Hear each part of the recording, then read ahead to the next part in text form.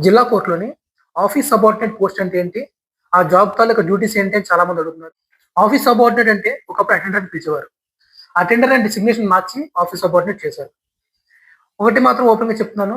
వేరే డిపార్ట్‌మెంట్‌లో లాగా జ్యుడిషియరీలో మాత్రం ఆఫీస్ సబార్డినేట్‌ని ఆఫీస్‌లో మాత్రమైతే ఎక్కువగా యూజ్ చేయరు. అతను ఏ పని చేయాలన్నది పూర్తిగా అక్కడున్న గౌరవ కోర్ట్ వారి ఇష్టం, గౌరవ జడ్జి గారి ఇష్టము, గౌరవ జిల్లా కోర్ట్ గారి ఆదేశాల మేరకు ఆఫీస్ సబార్డినేట్ యొక్క విధుల్ని వినియోగించుకుంటారు. ఒకటి గుర్తుపెట్టుకోండి. ఆఫీస్ సబార్డినేట్ అనే ఉద్యోగానికి మీరు నోటిఫికేషన్ ఏవైతే క్వాలిఫికేషన్స్ ఇచ్చారో, ఆ క్వాలిఫికేషన్స్ మీకున్నాయో లేదో ఒకసారి చూసుకోండి. ఆ క్వాలిఫికేషన్స్ కన్నా హైయర్ అయితే ఒక్కసారి మీరు ఆలోచించుకొని అప్పుడు జాబ్‌లోకి జాయిన్ అవ్వడానికి సిద్ధపడండి. నేను పదే పదే చెప్తున్నాను నోటిఫికేషన్ చూడండి, చూడండి. ఎందుకంటే వన్స్ నోటిఫికేషన్ చూస్తే మీకే ఐడియా వస్తుంది. ఆ జాబ్ ఎవరికి ఆలోచించి పెట్టారు అన్నది. ఎవరిని ఉద్దేశించి ఆ జాబ్ క్రియేట్ చేశారన్నది. నాకున్న ఉద్యోగ పరిమితి మేరకు నేను ఆ డ్యూటీకి సంబంధించిన పూర్తి వివరాలను వెల్లడించడానికి స్కోప్ లేదు.